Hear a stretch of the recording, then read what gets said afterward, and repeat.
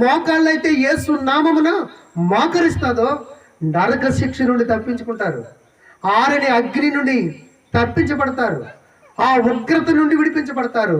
సమాధానము, సంతోషము, ఆకలు దప్పికలు లేని, వేదనైనను శ్రమ అయినను ఏడ్పైనను లేని ఆ సంతోషకరమైన ఆ లోకంలోనికి ప్రవేశిస్తారు. పిల్లరా, ఆ కార్యం యేసుక్రీస్తు వారు ఆయన శిలువ యాగము ద్వారా, శిలువ బలియాగము ద్వారా సంపూర్తి చేశాడు.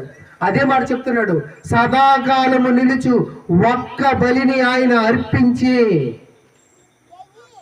ఒక్క బలి అర్పించాడంటే ఒకేసారి బలి చేసి బలి అయి పని ముగించాడు ఆయన.